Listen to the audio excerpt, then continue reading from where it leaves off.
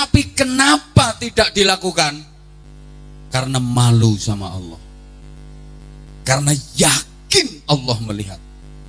Gak ada orang yang tahu, gak ada orang yang melihat, tapi Allah melihat. Malu sama Allah. Subhanallah, alangkah indahnya kalau ini kita aplikasikan dalam hidup sehari-hari. Ada peluang, ada kesempatan. Sakjane iso nyolong duit yo iso, sat masih set ya Sherlock mawon. set gak ono sing ngeruh, pimpinan gak eruh, sapa-sapa gak eruh. Tapi kenapa enggak Anda lakukan? Karena malu sama Allah.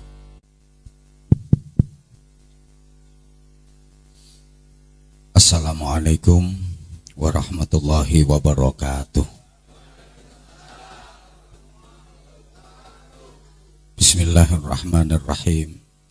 Alhamdulillahilladzi ja'ala ramadhana syahrus siyami lil mu'minin wa ja'ala al-qur'ana hudan lil muttaqin. Asyhadu an la ilaha illallah wahdahu la syarikalah al-malikul haqqul mubin wa asyhadu anna muhammadan abduhu wa rasuluh as-sadiqul wa'dil amin. Allahumma salli wa sallim wa barik ala sayyidina wa maulana Muhammadin afdalil khalqi ajma'in wa ala alihi wa ashabihi wa tabi'in wa man tabi'ahum bi ihsanin ila yaumiddin. Subhanaka la ilma lana illa ma 'allamtana innaka antal alimul hakim. Rabbi syrah li sadri wa yassir li amri wahlul 'uqdatam min lisani yafqahu qawli waj'al li waziran min ahli. Allahumma innaka afuwun tuhibbul afwa fa'fu anna ya karim. Amma ba'd. Para sesepuh, para kiai, para alim yang kita mohonkan doa dan pangestunya, yang sama-sama kita hormati Pak Budi, Ketua BMPD Jawa Timur beserta seluruh staf, yang sama-sama kita hormati Pak Kaapal durung tau ngundang soalnya Trio Galaksito, bagian pengawas di OJK Jawa Timur. Mudah-mudahan nanti akrab kalau sudah ngundang saya. Yang saya hormati juga yang belum pernah ngundang saya, Bapak Bandu Widyarto dari BI, Pak Teguh Suryadi dari Bank KB Bukopin Syariah.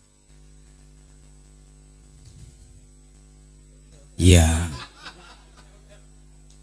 Direktur Hotel Wisata, beliau Bapak dari Rosianto. Mudah-mudahan kapan-kapan kalau saya nginep di sini gratis. Disebut namanya sama Anwar Zahid ini mahal. Ya, karena langsung viral biasanya.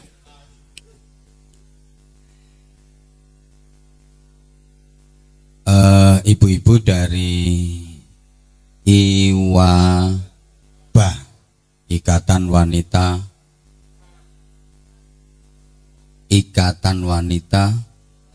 Perbankan, wanita-wanita tukang ngabisin duit. Ketua Forum Silaturahim Insan Bank bersama seluruh pengurus yang saya hormati, Bapak dan Ibu, manusia-manusia yang hari-harinya berjibaku dengan duit. Mudah-mudahan semuanya dirahmati, dibarokai dan diridhoi Allah Subhanahu wa ta'ala. Kita sudah melewati separuh perjalanan bulan Ramadan tahun ini. Di masyarakat kita mulai ada satu fenomena pergeseran pusat kegiatan umat. Dari masjid geser ke mall, dari masjid geser ke toko, geser ke pasar.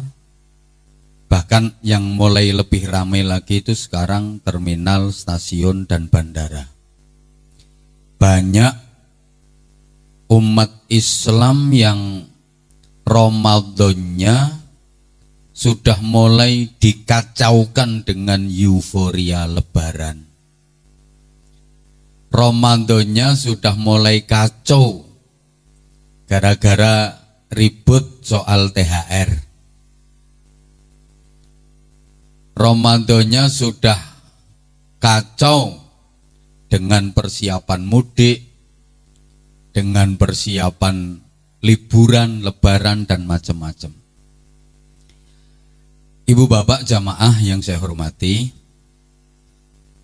Ramadan adalah madrasah, tempat kita mendapatkan banyak sekali pelajaran yang mahal dan sangat berharga. Ramadan itu bulan tarbiyah sekaligus bulan riyadhah, bulan pendidikan sekaligus pelatihan bagi kita. Kalau proses ini kita tempuh dengan baik dan benar, diharapkan hidup kita menjadi lebih baik. Kalau kurikulum madrasah Ramadan dengan tarbiyah dan riyadhahnya kita jalani dengan baik, kita jalani dengan benar, diharapkan kita mendapatkan banyak tambahan ilmu dan wawasan, sehingga kita enggak terjebak dengan kesenangan dunia yang hanya sesaat sampai melupakan kebahagiaan akhirat yang abadi selamanya. Allahumma sholli ala Muhammad. Sebelum ini saya lanjutkan, paling tidak ada 3 keunggulan Ramadan yang tidak terdapat di bulan-bulan yang lain. Pertama, Ramadan adalah bulan yang dipilih oleh Allah untuk mewajibkan ibadah khusus kepada orang-orang mukmin yang itu tidak diwajibkan pada bulan-bulan yang lain. Namanya ibadah syiyam, ibadah puasa. Kedua, Ramadan bulan yang dipilih oleh Allah menjadi bulan di mana Al-Quran pertama kali diturunkan. Yang ketiga,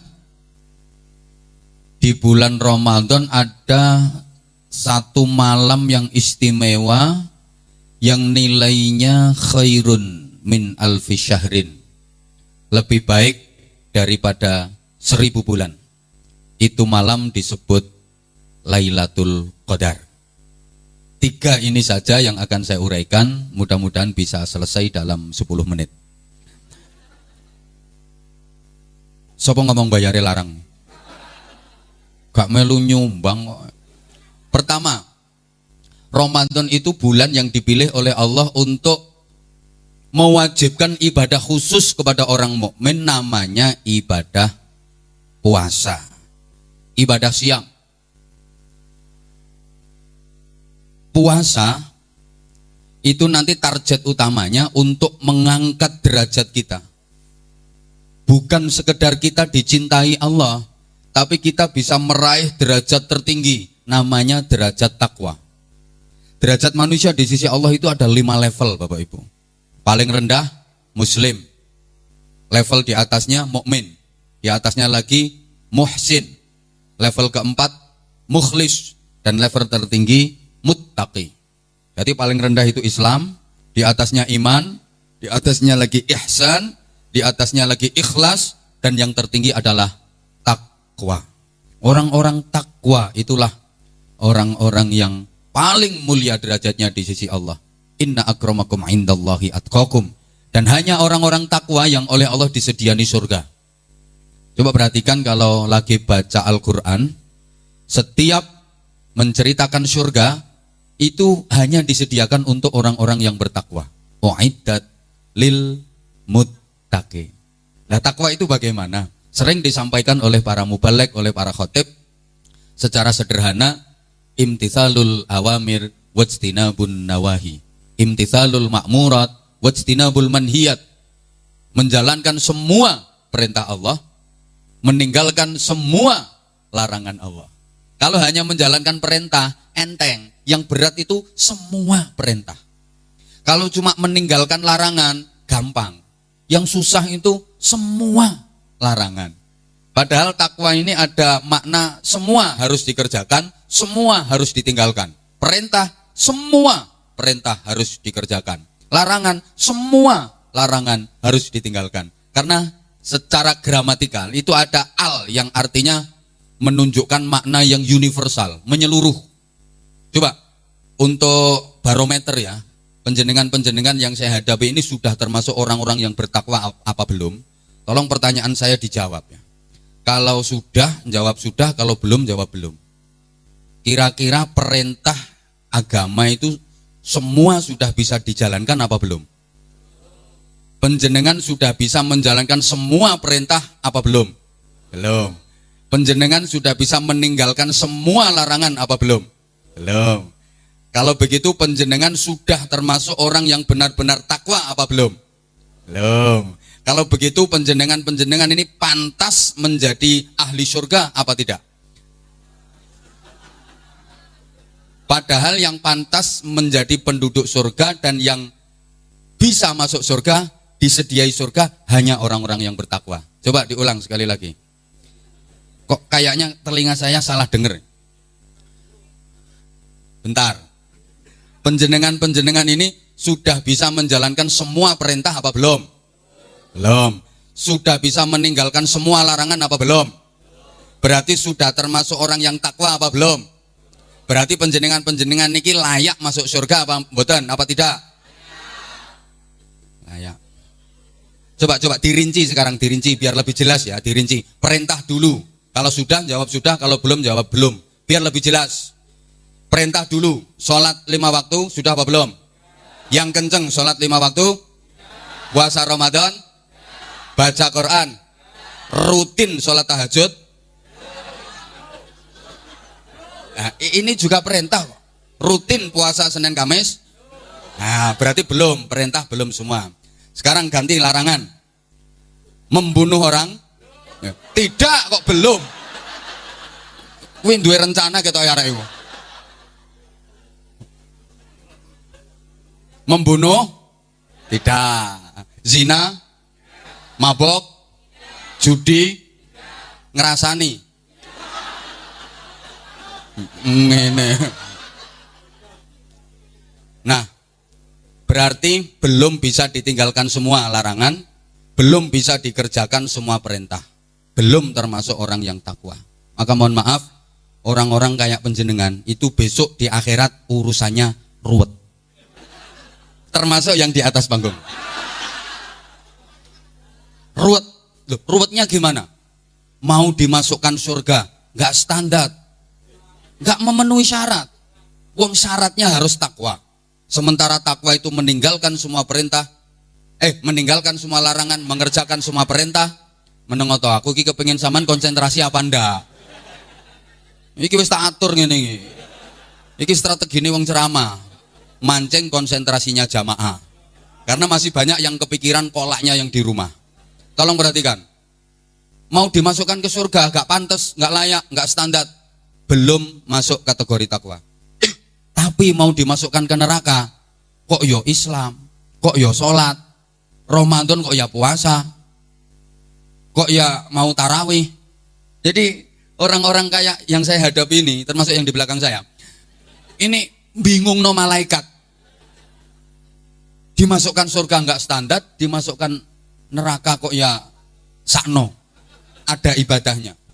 Nah, saya tahu kalau Maunya jenengan itu mesti maunya pengen ke surga. Maunya. Nanti mesti ngomongnya ke malaikat, malaikat saya minta ke surga malaikat. Kata malaikat, sorry ya Bu, penjenengan kan masuk anggota IWABA. Ini kalau lihat catatannya, nggak masuk nominasi, nggak bisa masuk ke surga. Terlalu sering bohongi suami. Wong duit belanja masih aja bilangnya udah habis. Dan jenengan belum takwa Bu, mohon maaf dengan berat hati keinginan ibu nggak bisa dipenuhi. Ibu ke neraka ya? Ya enggak. Sholat Ramadan aku puasa, bahkan yang mempersiapkan buka puasa, makan sahur juga aku. Aku juga tarawih, aku juga baca Al-Quran. Ada ngaji, aku juga datang. Itu catatannya kan ada. Malaikat yang nyatet kan kamu. Lihat tuh, gak melek sama tamu. Malaikat itu di mata-mata nun. Saking protesnya kepingin bisa masuk surga. Ruwet. Terus gimana rencananya nanti? Oh manut ae. Ya wis siap non rokok ketoke. Oke. Karena itu ketakwaan kita harus terus diasah. Di antaranya melalui puasa, dan puasanya harus benar. Karena ibu bapak, puasa itu ada 3 versi. Ya.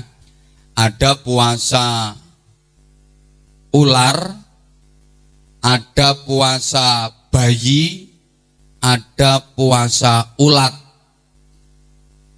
Ilek cara Jawae ana poso ula, ana poso bayi, ana poso ular. Awas ya, ini ada perbedaan tipis ular sama ular. Ini harus saya pertegas, soalnya kelihatannya yang saya hadapi ini IQ-nya menengah ke bawah. Ono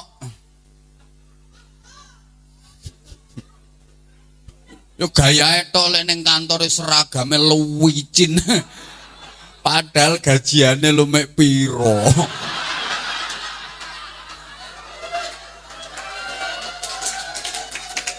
Tukang ngitung duit tapi ya duwike wong. Yo ngerti kok. Rungokno. Pertama puasa ular. Jadi poso ulo.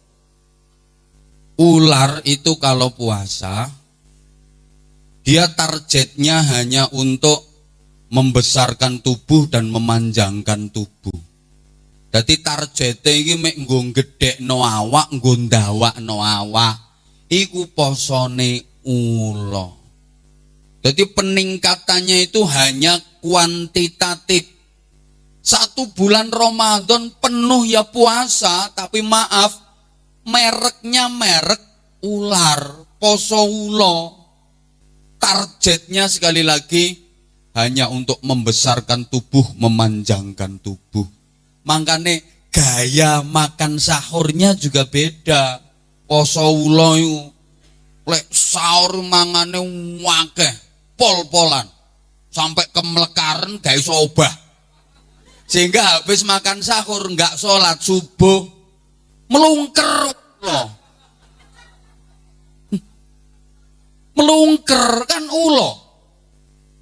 Makan sahure kuareken, kekenyangan, over sampai kemelekaran, kebeken gak iso obah.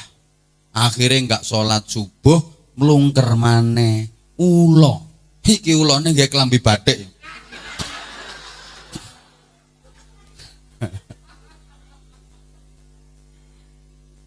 Lah karena puasanya model puasa ular, sehingga buktinya apa? Dia nanti lebaran cuman ganti baju baru saja. Ulo kan gitu.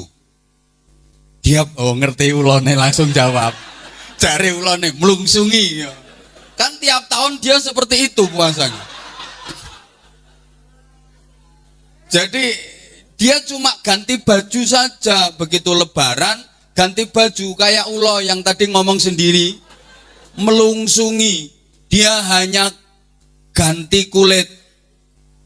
Kulit yang lama dilepas, ganti kulit yang baru. Tapi namanya tetap ular. Bentuknya tetap ular. Perilakunya tetap ular. Kehadirannya tidak menjadi harapan, tapi jadi ancaman. Nah, itu. Ula neng guyu. Maskernya gak dicopot. Kuatir nek nyembur upase. Ini puasa ular. Yang kedua, puasa bayi. Ibu-ibu lebih jeli dan lebih teliti soal bayi.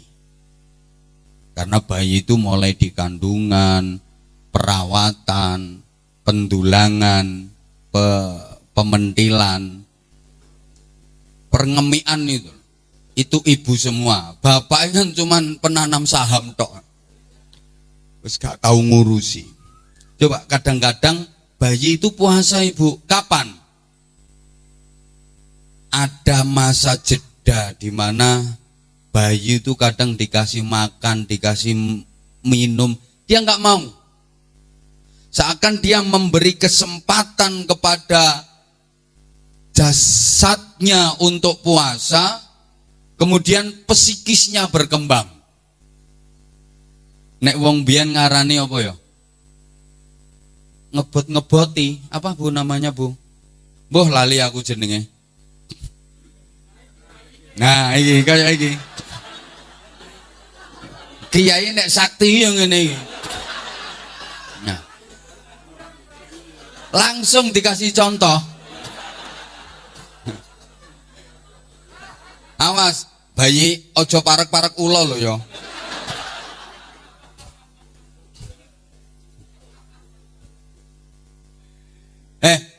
Ibu maaf.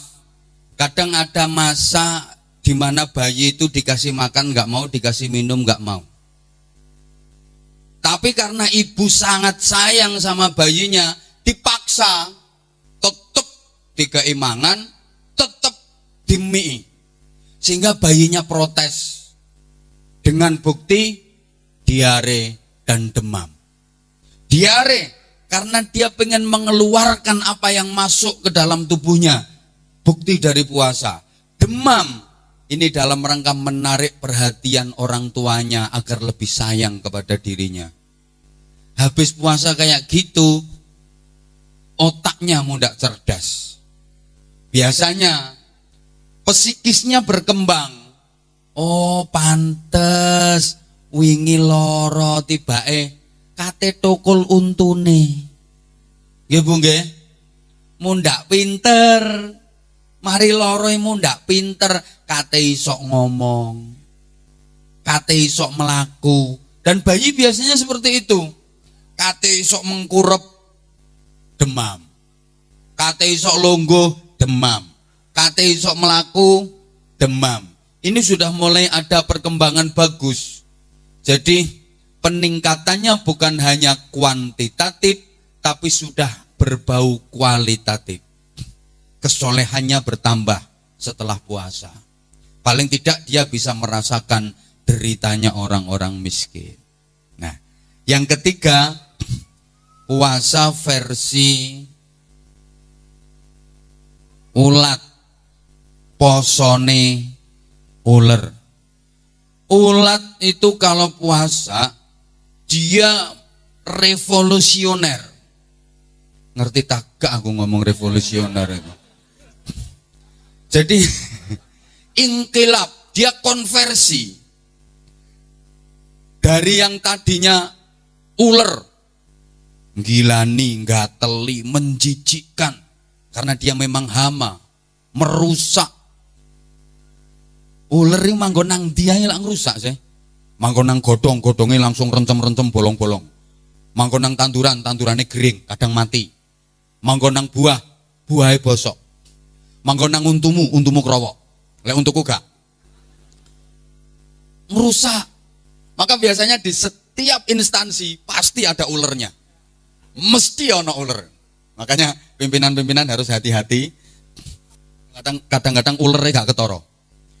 Tahu-tahu gigit, cedik gitu, hati-hati. Oke. Nah, kemudian dia puasa dengan berproses jadi kepompong. Bahasa Inggrisnya the entung. Wis tau dengerin aja yang ceramah saya kok. Ketika mengentung, ini dia puasa, nggak makan, nggak minum, dia cuman gilu-gilu. Ya dulu waktu kecil kan sering mainan entung itu kan, entung dilor dikidul, entung dilor dikidul. Itu sesungguhnya entung lagi berzikir, la illallah, la illallah. Iki saya ngerti cuma aku tok iki. La ilaha illallah, la ilaha illallah. Selesai proses puasa melalui entung ini, dia keluar dari entung sudah berubah menjadi kupu-kupu. Bukan hanya namanya saja yang berubah, bentuknya juga berubah. Dari yang tadinya tambun menjadi lebih langsing. Dari yang tadinya menjijikkan jadi menyenangkan, indah, lambang keindahan. Dan semua orang suka sama kupu-kupu. Makannya juga udah selektif. Kehadirannya sebagai harapan, bukan ancaman. Dia membantu proses penyerbukan bunga agar bisa menjadi buah. Betul? Ya zaman nggak pernah mengamati kupu-kupu. Kalau masuk rumah katanya mau ada tamu bawa rezeki. Ada perawan dihinggapi kupu katanya mau dapat jodoh.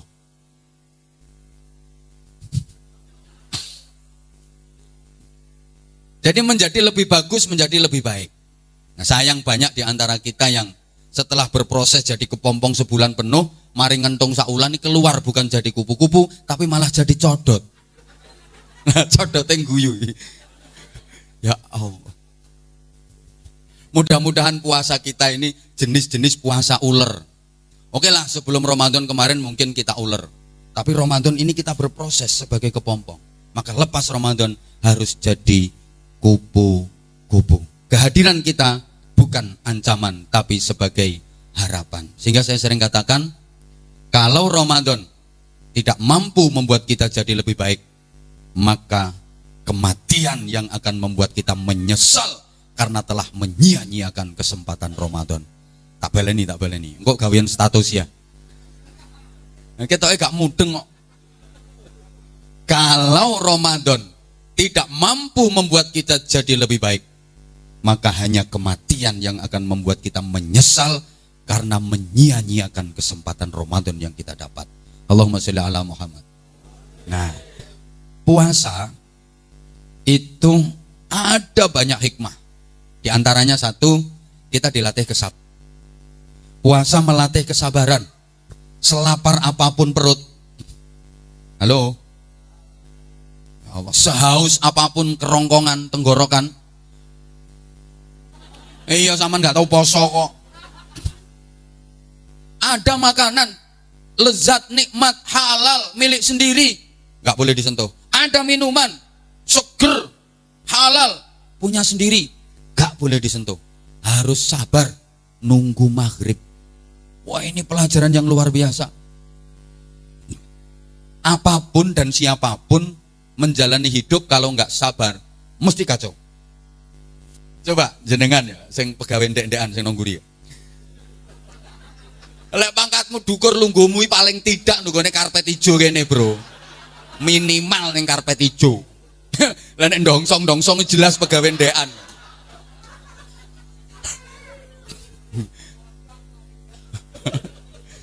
Iku maju perkara meksa pengen kok ngarep.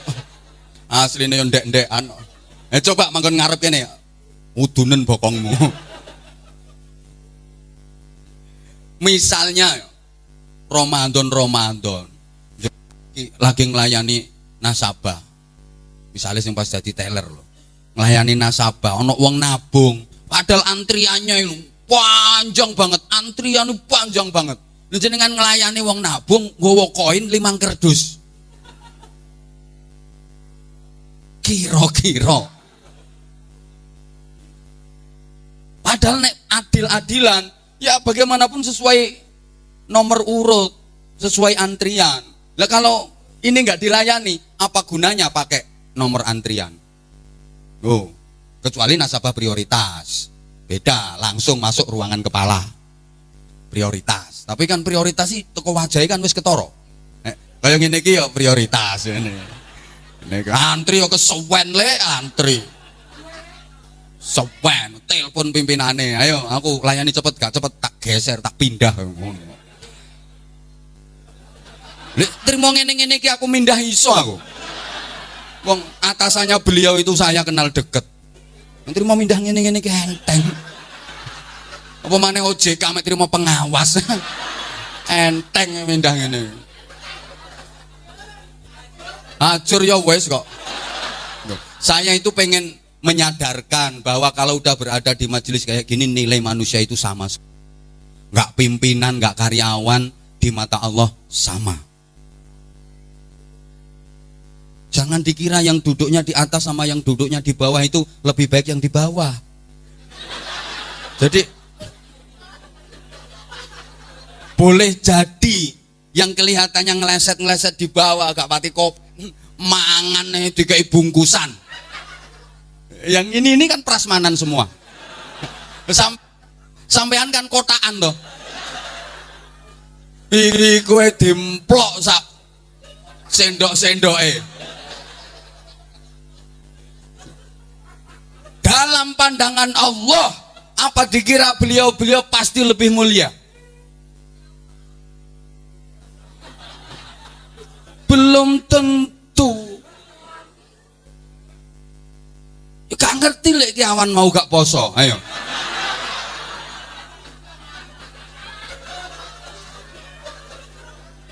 Atau puasanya yang di sana itu yang ngeleset di sana puasa ular. Yang ini pas poso ulo. Ayo. Siapa yang berani menilai kalau puasanya jenengan puasa ular? Ayo ngomong. Iku mikir. Makanya kapan-kapan ngundang aku maneh tak garap eneh. Paling yo gak nambahi sangu kok. Lah, izin Bapak. Loh, mereka-mereka itu kapan senenge lek gak wayah ngene iki. Bendino mumet mikir duwite wong. Nek gak disenengno kaya ngene terus untung mogok kerja sing susah kan jenengan selaku pimpinan. Makanya hargai sama mereka. Ngono, hargai. Penjenengan bisa dapat promosi jabatan karena dinilai kinerjanya bagus. Yang kerja kan mereka-mereka toh Bapak. Yang kerja kan mereka-mereka, tapi nanti kalau dapat penghargaan yang nerima jenengan. Makanya THR tambah ono. Ono. Hidup kere. Senenge.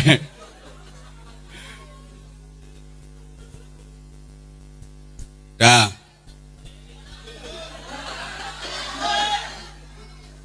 Orang usah ndelok jam jane.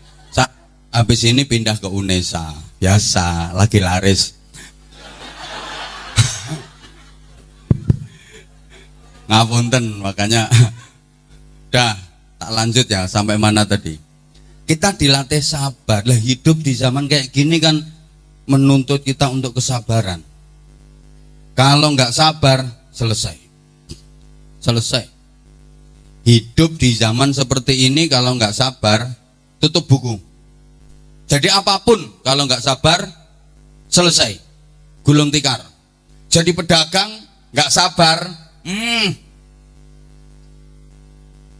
gulung tikar. Kenapa? Kok harus sabar? Maaf banget. Kita hidup di zaman yang penuh dengan persaingan. Persaingan sangat tajam. Persaingan sangat ketat. Kalau nggak mampu bersaing, selesai. Jadi apapun. Bang kok nggak mampu bersaing, selesai. Makanya diantara, mohon maaf banget, kadang-kadang rakyat lari ke bank-bank swasta ya karena di bank BUMN itu bunganya terlalu rendah.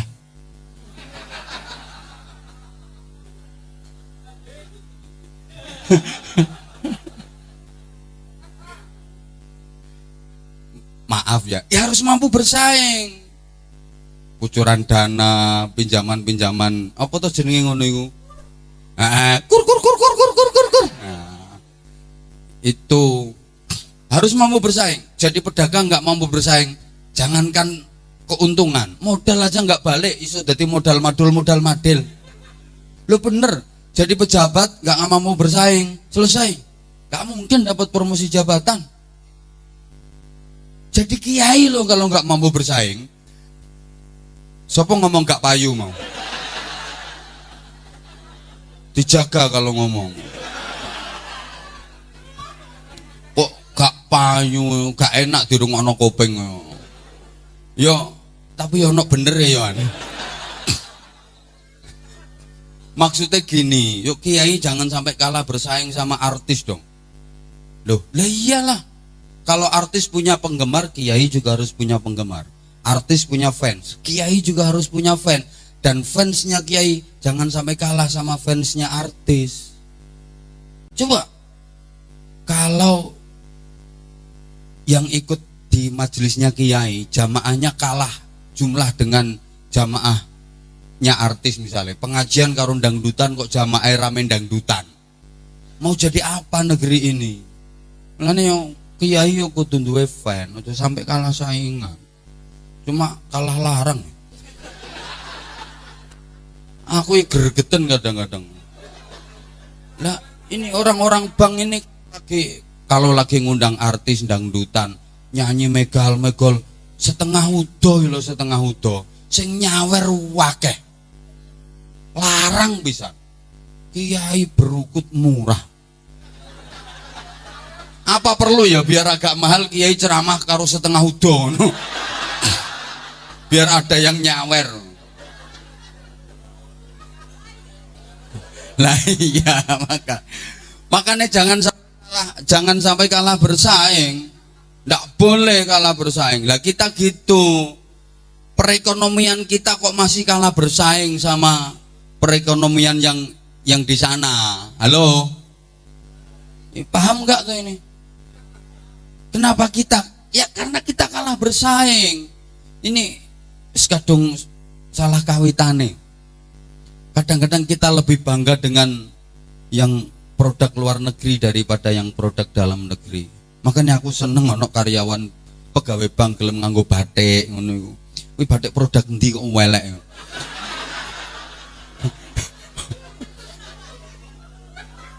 Itu kan bangga dengan produk dalam negeri. Nah, kita kan kadang-kadang enggak apa-apa kalau enggak luar negeri enggak mau pakai. Ibu-ibu ini padahal lagi dadi anggota IWABA lho. Bayarannya suaminya lo berapa? Gawayane mas-masane kene tekan kelek. Belanja kalau enggak ke Singapura enggak mau. Kita lebih bangga dengan yang di sana. Itu loh, itu gara-gara nih lagu Indonesia Raya itu loh. Indonesia, tanah airku, tanah tumpah darahku. Terus di mana itu di sanalah. Kamu itu Indonesia, tanah airku, tanah tumpah darahku. Harusnya di sini aku berdiri membesarkan Indonesia, membangun Indonesia. Harusnya di sini, jangan di sana. Orang kok ganti gak aku tuh diganti. Makanya terus kita itu lebih yang bagus-bagus itu terus yang di sana, yang di sini uman sing elek-elek. Coba leono kacang sing enak, kacang Cino lho, kacang di sana. Kacang sing enak kacang Cino, nongko sing larang nongko Londo. Di sana kandhane kok wedhus sing apik, wedhus Australia. Jajal, apel Amerika. Coba kok di sana kabeh. Woi. Jambu sing enak Bangkok. Nek sampean duwe apa? Gula Jawa sing delower kaya curek iku. Iku sing Jawa. Rumput sing kuat, rumput Jepang. Ayo. Kunci sing apik, kunci Inggris. Nepekmu sing Jawa apa? Wedhus Jawa yang sing mencret-mencret bungkringan ngono iku. Mangkel lah ngono.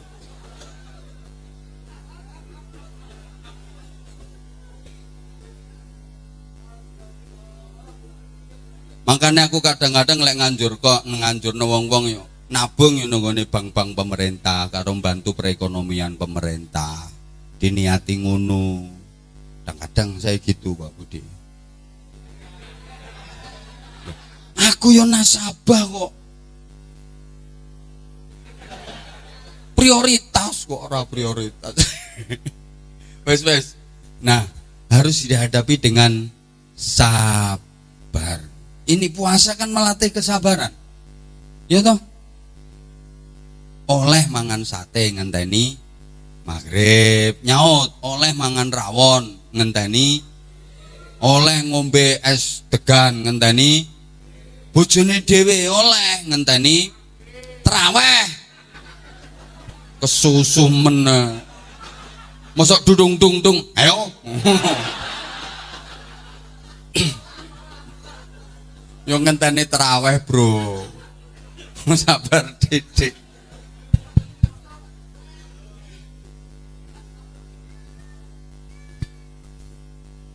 Nah, ini iya ya.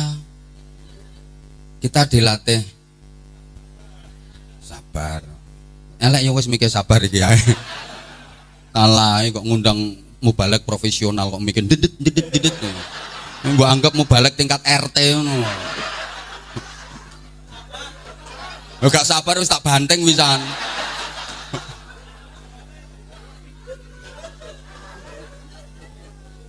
Nah, sekarang banyak orang yang nggak sabar, pengen cepet sugih, akhirnya maaf korupsi. Pengen cepet sugih, renten. Pengen cepet sugih, nggak perlu ternak tuyul. Mergo kalah, nggak mau kalah saing sama temennya. Akhirnya dia nggak sabar. Apapun kalau nggak sabar mesti kacau. Saya ngelihat kenapa jalanan macet. Karena para pengguna jalan pada nggak sabar. Kendaraan yang besar-besar itu mentang-mentang gede, kendaraan sing cilik-cilik gak gelem ngrumangsani cilik itu akhirnya yang bikin jalanan macet. Karena apa? Kendaraan yang besar nggak tahu kendaraan yang besar itu gak gelem ngalah, mentang-mentang gede akhirnya embong dikebeki totot sing cilik disempari kabeh. Lah yang kecil nggak tahu diri gak gelem ngrumangsani nek cilik nyelempit akhirnya tambah macet. Ditambah sing ngatur arus lalu lintasnya gak sabar sisan, tinggal nyengkre. Mergo gak sabar. Loh, antrian di bank kenapa? Antrian tuker duit itu loh, tuker duit baru. Ini kan wayahe wong do tuker duit anyar toh. Aku kok sangoni sing anyar-anyar. Maksudnya ben gak usah tuker. Ben gak usah tuker loh kan. Aku tetap tak bagi-bagi lagi, Pak. Meneng atau meneng. Kenapa kok kacau antrian? Karena nggak sabar. Yang di depan yang udah dapet itu gak gelem pindah. Soalnya kepengen double naik. Yang di belakang dorong kepengen cepet tekan ngarep. Kacau mesti kayak tadi pembagian nasi kotak.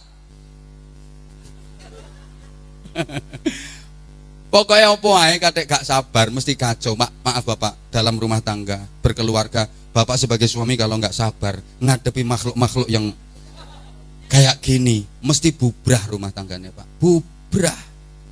Apalagi yang kerja keras wong lanang sing tukang ngentekno duit wong wedok. Makanya ada istilah workshop. Work itu kerja, shop itu belanja. Yang work suami, yang shop istri.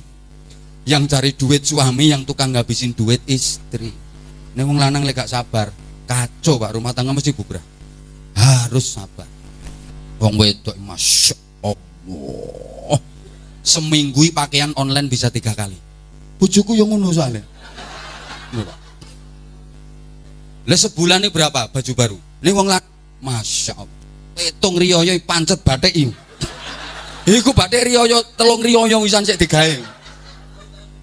3 tahun kepungkur. Loh, pimpinane lho niteni wis 3 tahun kepungkur.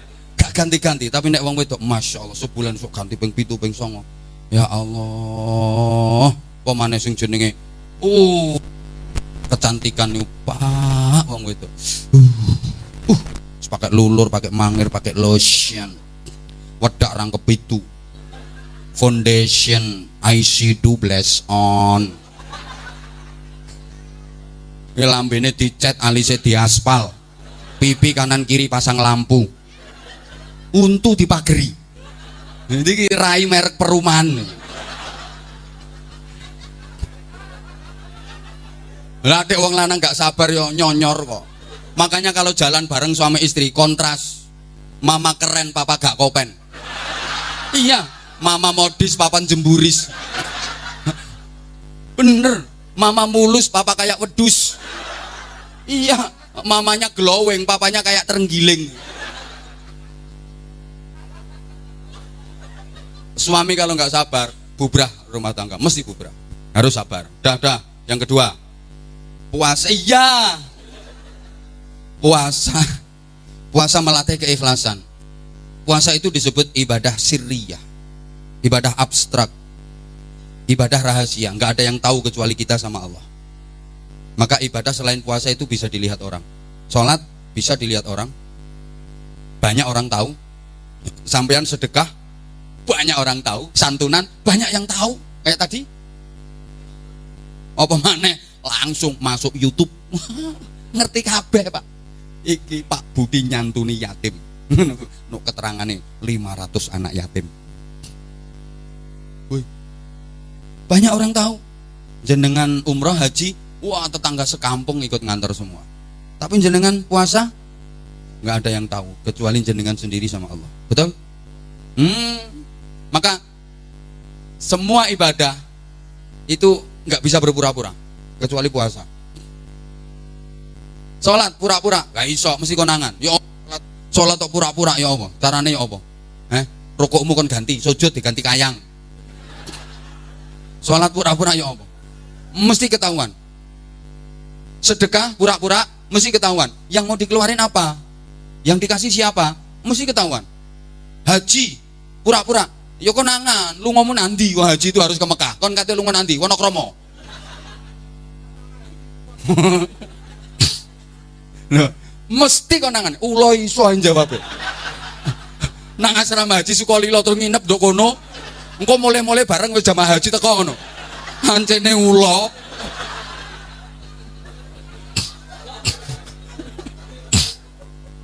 Tetep konangan. Tetep konangan. Gak kira gak konangan. Tetep ketahuan. Tapi kalau pura-pura puasa aman, gak kira ketahuan. Ayo, tak urui ya. Batik rungokno. Tak urui carane pura-pura poso. Gak kira roh. Gak kira roh. Saman keluar dari rumah. Terus lambemu lapono sing bersih sampai garing. Nek perlu kayak nopel didik-didik. Cek rodok ngintip-ngintip. Lah engko lek wis mlaku gaya lemes. Gaya lemes. Kapan ono angin genteang. Gayae kaya wong poso. Padahal maring tek rawon 3 piring.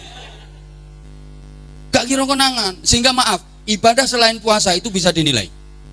Bisa dinilai manusia. Selain puasa ibadah bisa dinilai. Tapi kalau puasa nggak ada yang bisa menilai kecuali Allah. As-shaumu li wa ana ajzi bihi. Salat bisa dinilai kok.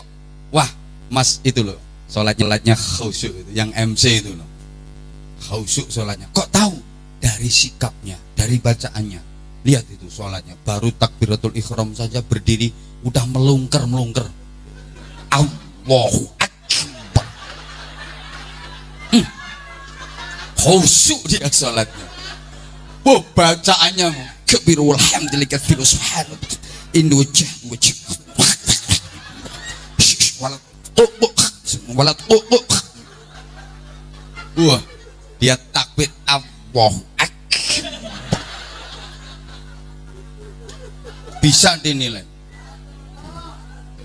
Wah, tapi kalau Mas yang pakai batik itu gak khusyuk blas itu. Kok tahu? Lah iya mau sholat kok gerakannya kayak layangan pedot. Iya kan. Iya kan. Bisa dinilai kan? Apalagi sholatnya cuopet, entul-entul jadi duli-gulik entut-entut. Gobek-gobek, entul-entul jadi duli-gulik entut-entut. Gobek-gobek. Allahu akbar, entul-entul jadi duli-gulik entut-entut. Gobek-gobek. Allahu akbar, entul-entul jadi duli-gulik entut-entut. Gobek-gobek. Gak khusyuk itu. Bisa dinilai kok. Lah kalau ini khusyuk. Wong sujud nyosok tok 45 menit. Sampai gak tangi-tangi soalnya keturun. Bisa dinilai. Sorry. Sedekah bisa dinilai. Pak Budi ahli sedekah. Kok tahu? Ya dari nominal yang dikeluarkan, dari seringnya mengadakan kegiatan sosial, bisa dinilai. Tuh. Pak, siapa yang belum pernah ngundang saya? Pak Triyoga. Sama nyurung Pak Bandu padha ae. Namanya Bandu sing digawe nggon nusirah Pak Bandu. Makanya pantas jadi ketua. Ini ahli sedekah. Kenapa? Wah, kalau lagi ada masjid dibangun, pesantren dibangun, beliau sumbangannya paling banyak, bantuannya paling banyak. Nah, bisa dinilai. Bisa dinilai. Haji itu bisa dinilai. Wah, Pak Teguh ini hajinya mabrur. Kok tahu? Ya dari perubahan perilaku jauh lebih baik setelah haji daripada sebelum haji. Kan gitu caranya nilai.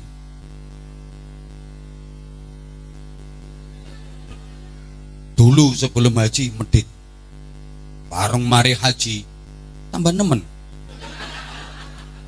lo maneh gitu loh maksudnya. Itu kan mabrur berarti.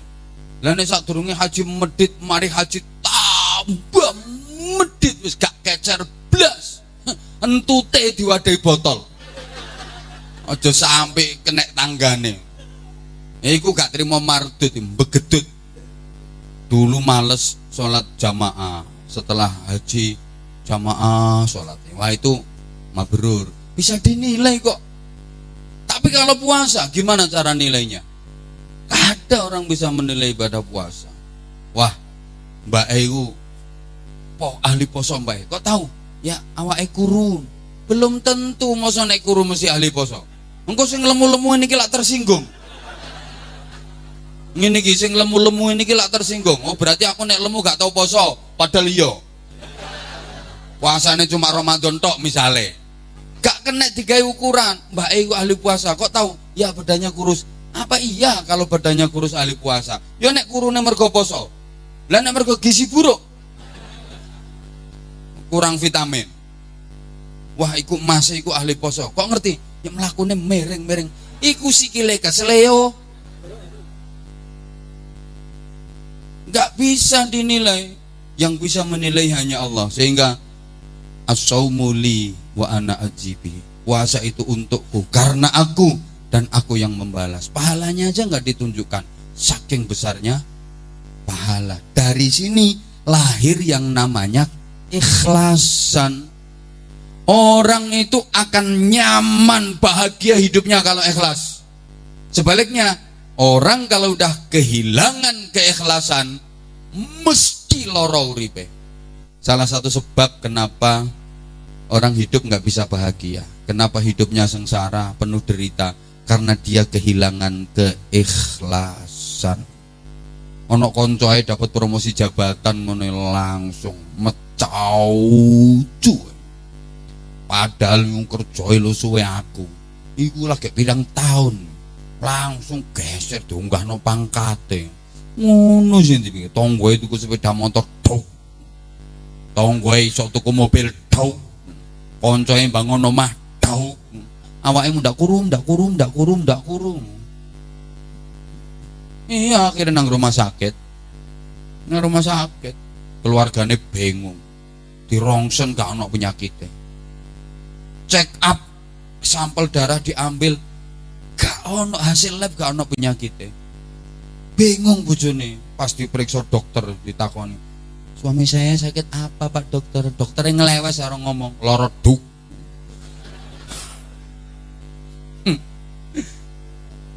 orang hidupnya paling susah itu orang yang kehilangan keikhlasan. Berikutnya kejujuran. Puasa itu melatih kejujuran. Coba misalnya sampean pas wudhu itu kan ada sebelum membasuh muka, belum membasuh wajah ada membasuh kedua telapak tangan, ada berkumur, kemu. Misale sampean kemu nglebono banyu ping 3 metune cuma ping pindho kaya arek iku. Gak kira konangan atau Oh mlebune telu kok metune mek loro. Sampeyan nih lo misalnya wayah berkumur nih lo, waktu berkumur terus ada sedikit yang sampeyan korupsi, klekek. Jangankan polisi. Orang yang ada di samping sampeyan, wong sing nduk sebelah sampeyan nih lo gak weruh, gak kira ngonangi. Aman. Iku arek yang tahu. Tapi kenapa tidak dilakukan? Karena malu sama Allah. Karena yakin Allah melihat. Gak ada orang yang tahu, gak ada orang yang melihat, tapi Allah melihat. Malu sama Allah. Subhanallah, alangkah indahnya kalau ini kita aplikasikan dalam hidup sehari-hari. Ada peluang, ada kesempatan. Sakjane iso nyolong duit yo iso, sat masih set ya Sherlock mawon. set gak ono sing ngeruh, pimpinan gak eruh, sapa-sapa gak eruh. Tapi kenapa enggak Anda lakukan? Karena malu sama Allah.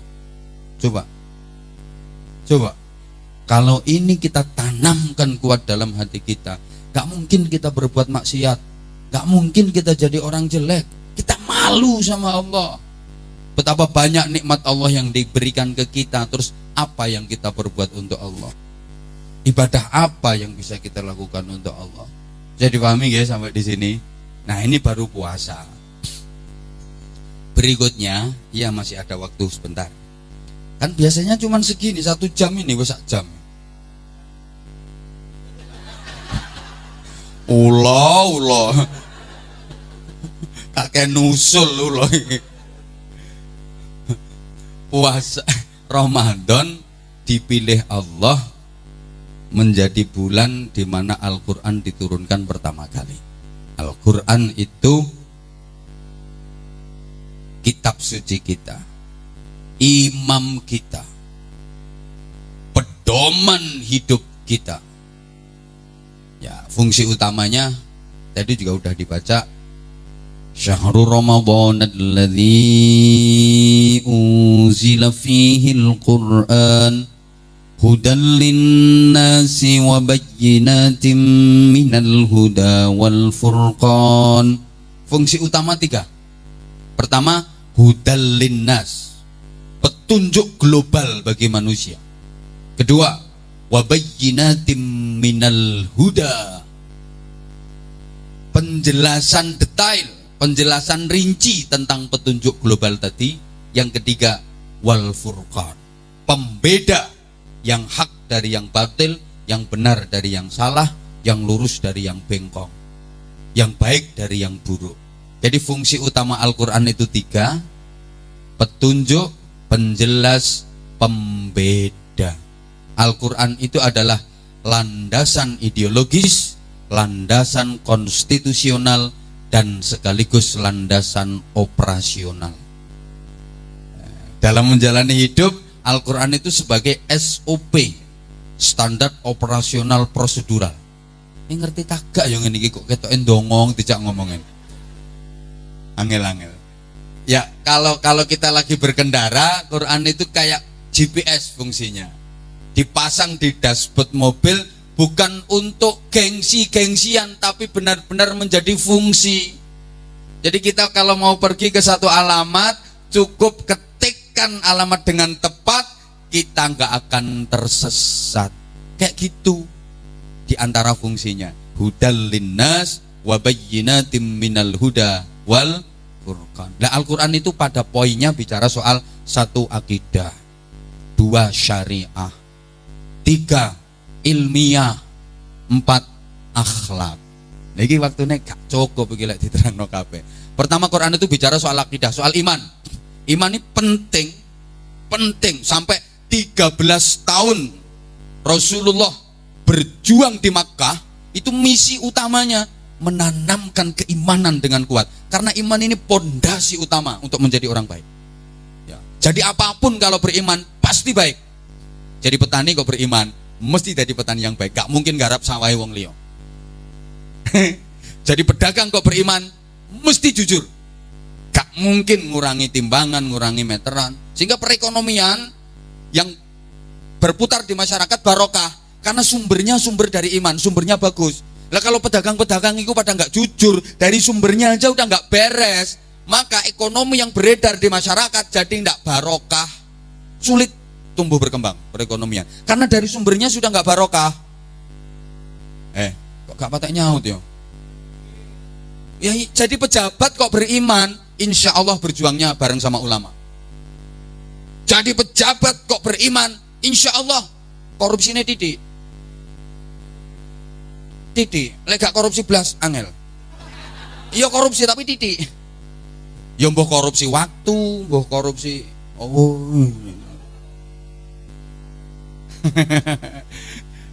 makanya ya iman itu pondasi utama. Iman itu paling penting. Satu, bicara soal akidah. Sehingga bayinya orang Islam itu begitu lahir langsung diadani, didasari keimanan dulu, dincepi keimanan dulu. Ini pertama. Yang kedua, Quran itu bicara syariah. Zaman kalau dengar syariah itu kesannya kan, wah ini aturan ketat, aturan baku, perintah, larangan, harus gini. Nggak.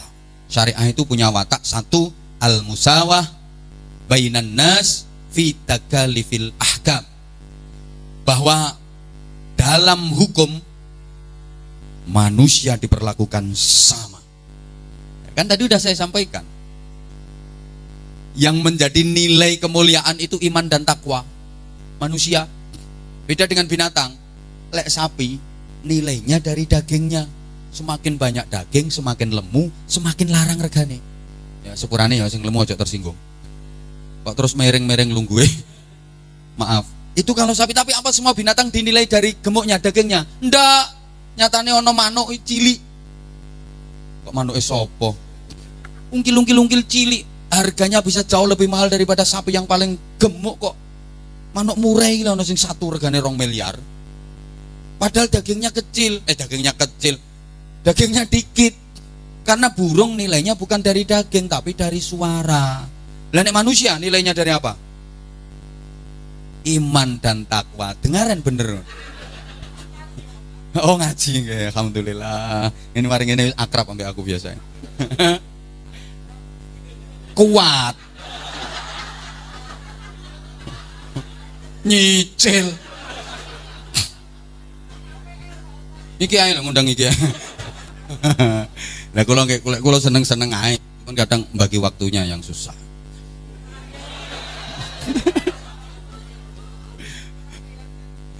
Sopo ngomong ngono? Ngawur ae. Terus syariah itu memperlakukan manusia, memperlakukan umat secara sama. Sampai Rasulullah kalau memerintahkan amal kepada umatnya itu juga berlaku untuk keluarganya, bahkan untuk Rasulullah sendiri. Ana awwalu fa'ilin ala ma amartukum bi. Aku pelaku pertama dari apa-apa yang aku perintahkan kepada kalian. Kalau aku memerintahkan, aku yang mengerjakan pertama kali. Kepada putrinya juga begitu, sampai Rasulullah mengatakan, "I'mali ya Fatimah, i'mali ya Fatimah, i'mali ya Fatimah, fa inni la ughni minallahi anki syai'a." Beramallah kamu wahai Fatimah, salat kamu wahai Fatimah, puasa kamu wahai Fatimah, sedekah kamu wahai Fatimah, zikirlah kamu wahai Fatimah, karena aku bapakmu ini di hadapan Allah enggak bisa memberi manfaat apapun buat kamu. Ini pada putrinya loh ya, enggak mentang-mentang putrinya Kanjeng Nabi tenang Fatimah, tenang aja, nyantai urip, sono akhirat lek ning apa-apa, papi tanggung jawab. Ndak. Lah saiki wong lagi duwe pejabat, lagi punya jabatan dikit, masya Allah, melakuin tau begek-begek. Nyantai ae ono aku, padahal pangkate wakil RT. Masya Allah. Sampai Rasulullah mengatakan, "Laukanat Fatimah bintu Muhammadin sarakat." Andaikan Fatimah putrinya Muhammad nyuri, aku sendiri bapaknya yang akan memotong tangannya.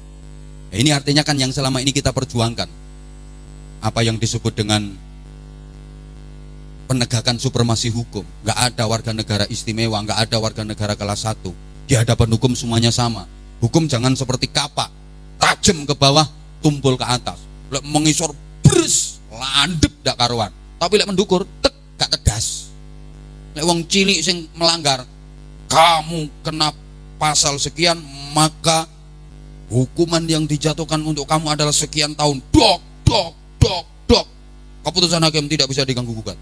Tapi lek wong gede sing kena kasus, saudara kena pasal sekian. Maaf.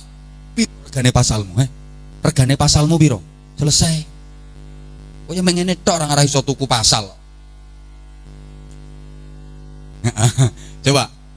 Nah, ini bahwa manusia di sisi Allah sama, subhanallah, waktunya habis. Mohon maaf. Ya wes, kurang. Ya ngundang lagi. Ngundang lagi. Yang jelas terakhir. Ramadan ada satu malam namanya Lailatul. Coba semalam itu nilainya sama dengan 1000 bulan. Kalau dikalkulasi 83 tahun lebih 4 bulan. Lebih dari umur kita, lebih dari usia kita. Rata-rata umat Muhammad ini usianya kan minas sittin ila sab'in, 60 sampai 70 tahun. Itu Rasulullah yang bersabda, hasadu ummati minas sittin ila sab'in. Usia harapan hidup rata-rata umatku itu antara 60 sampai 70 tahun. Rata-rata segitu. Lah, di bulan Ramadan ada satu malam mulia yang nilainya lebih baik daripada 1000 bulan. 83 tahun lebih 4 bulan. Bayangkan, beribadah di malam itu nilainya sama dengan beribadah selama 83 tahun lebih 4 bulan.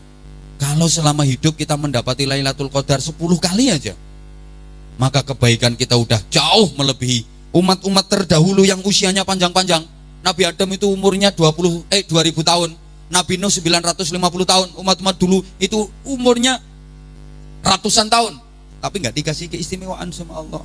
Amal sesuai dengan, pahala sesuai dengan amalnya. Kita mungkin cuma 60 sekian, 70 sekian, tapi nilai keutamaan dan pahalanya bisa mengalahkan umat-umat terdahulu yang usianya panjang-panjang. Kalau kita bisa mendapati Lailatul Qadar. Banyak versi. Ya, jumhur ulama menyatakan di 10 hari terakhir, khususnya malam-malam likuran yang ganjil. Malam 21, 23, 25, 27, 29. Nah, sekarang kalau mau nyari malam likuran yang ganjil, dihitung dari mana? Wong posone kawitane gak bareng. Ayo, sama hitung tekondi. Malam 17-nya pas kapan? Wong puasanya mulainya gak bareng. Maka kita saling menghargai, saling menghormati, nggih. Termasuk kalau mungkin nanti lebarannya gak bareng, tapi insya Allah bareng, mudah-mudahan bareng. Misalnya kok gak bareng, ya gak usah dibikin ribut. Karena lek dipek salah ya podo salah. Katanya yang udah lebaran, ini gimana? Udah lebaran kok masih puasa? Haram Idul Fitri kok puasa. Katanya yang belum, loh ini masih Ramadan kok sudah Idul Fitri, goblok. Tak ono sing pas, ngono lho. Makanya saling menghargai. Kasihan yo yang sidang isbat bingung ndak karo-karoan. Jumat, Kamis, Sabtu, Kamis, Jumat, ribut. Yang bener Kamis, alasannya gini. Jumat, alasannya gini. Lah umpama aku menteri agama, saya gak ribut tak putus di dok, dengar keputusan gak bisa diganggu-gugat. Puasa dimulai dari awal. Wis ngono. Ngono wis karoan. Lesah ya wis. Baleni posone timbang ribut gak sida riyo. Aku ngono nek aku. Ribut ae senengane. Nah, ada yang mengatakan nuzulul Quran itu ya malam 17 Ramadan. Mergo inna anzalnahu fi lailatil, aku Allah menurunkan Al-Qur'an pada Lailatul Qadar. Riwayat yang paling rajih, paling kuat, turunnya Al-Qur'an itu di malam 17 Ramadan. Dari situ ada yang berpendapat Lailatul Qadar tiap tahun ya 17 Ramadan. Kalau Imam Syafi'i istihadnya Lailatul Qadar tiap tahun itu malam 27 Ramadan. Dasarnya Lailatul Qadar itu kalau ditulis huruf Arab, hurufnya ada 9. Lam, ya, lam, ta, marbutoh, alif, lam, qaf, dal, ro. 9 hurufnya. Dalam Al-Qur'an kata Lailatul Qadar itu disebut 3 kali. Bismillahirrahmanirrahim. Inna anzalnahu fi Lailatul Qadar. 1. Wa ma adraka ma Lailatul Qadar. 2. Lailatul Qadri. 3. Khairum min alfi syahr. Selain itu enggak disebut lagi. Jumlah hurufnya 9 disebut 3 kali. 9 kali 3 27. Nah, tapi kalau menurut Imam Anwar Zahid, kalau pengen dapat Lailatul Qadar itu jurusnya, anggap semua malam selama bulan Ramadan adalah Lailatul Qadar. Perlakukan mulai malam pertama sampai malam terakhir sebagai malam Lailatul Qadar. Mesti ono sing nyantol salah siji. Tomboki kabeh ae. Tombok metu ra metu tomboki. Mesti ono sing metu salah siji. Ayo sapa sing kate bantah? Makanya cirinya orang yang dapat Lailatul Qadar itu ibadahnya gak kendo-kendo. Selama Ramadan ibadahnya enggak kendor-kendor. Makin ke belakang makin semangat. Bukannya makin ke belakang makin kendor. Yang akeh kan ibu-ibu kan alhamdulillah poso kari kurang 2 dino. Justru orang yang mendapat Lailatul Qadar itu menangis berpisah dengan Ramadan. Ya Allah, Ramadan kok kari kurang 5 dino sih. Aku seneng Ramadan. Gak kira ono kate alhamdulillah poso kari kurang 3 dino. Itu alamat gak dapat Lailatul Qadar. Padahal rata-rata kita seperti itu. Kalaupun sedih, mau kehilangan, mau berpisah dengan Ramadan bukan karena apa, tapi karena ganti duit. Positif itu positif. Udah, mudah-mudahan yang saya sampaikan ada manfaatnya. Semoga Ramadan kali ini jauh lebih baik daripada Ramadan kita yang kemarin. Sisa-sisa waktu Ramadan yang diberikan Allah kepada kita mudah-mudahan bisa kita isi dengan semaksimal mungkin. Kita mudah-mudahan termasuk orang-orang yang mendapatkan karunia Lailatul Qadar. Mudah-mudahan kita selesai Ramadan mendapatkan piala akbar namanya Idul Fitri, bisa kembali kepada fitrah. Al-Fatihah. A'udzubillahi minasyaitonirrajim. Bismillahirrahmanirrahim. Alhamdulillahirabbil alamin arrahmanir rahim maliki yaumiddin. Iyyaka na'budu wa iyyaka nasta'in ihdinas siratal mustaqim. Siratal ladzina an'amta 'alaihim ghairil maghdubi 'alaihim waladdallin. Rabbi firli wa liwalidayya wa lil mu'minina amin ya rabbal alamin. Allahumma shalli 'ala sayyidina Muhammadin wa 'ala alihi wasallim. Radhiyallahu tabaraka wa ta'ala an kulli sahabati rasulillahi ajmain. Alhamdulillahirabbil alamin. Allahumma ja'al jam'ana jam'an marhuma. Tafarruqana min ba'di tafarruqan ma'suma. Allahumma tsabbit imanana nawwir qulubana sallimna fid dini wad dunya akhirah. Allahumma ja'alna minas su'ada'il maqbulin wa la taj'alna minal ashqiya'il mardudin. Barik Allahumma lana fi syahri Ramadan. Subhan qudus rabbuna wa rabbul malaikati war ruh. Asyhadu an la ilaha illallah astaghfirullah. Nas'aluka ridhaka wal jannata wa na'udzubika min sakhatika wan nar. Allahumma innaka 'afuwun tuhibbul 'afwa. Allahumma innaka 'afuwun tuhibbul 'afwa. Allahumma innaka 'afuwun karim tuhibbul 'afwa fa'fu 'anna ya karim. Rabbana atina fid dunya hasanah wa fil akhirati hasanatan wa qina adzabannar. Jazallahu anna sayyidina Muhammadan sallallahu alaihi wasallam ma huwa ahluhu bi fadli subhana rabbika rabbil izzati amma yasifun. Salamun alal mursalin walhamdulillahirabbil alamin. Salah dan khilaf saya yang dhaif dengan segala keterbatasan mohon maaf yang sebesar-besarnya. Assalamualaikum warahmatullahi wabarakatuh.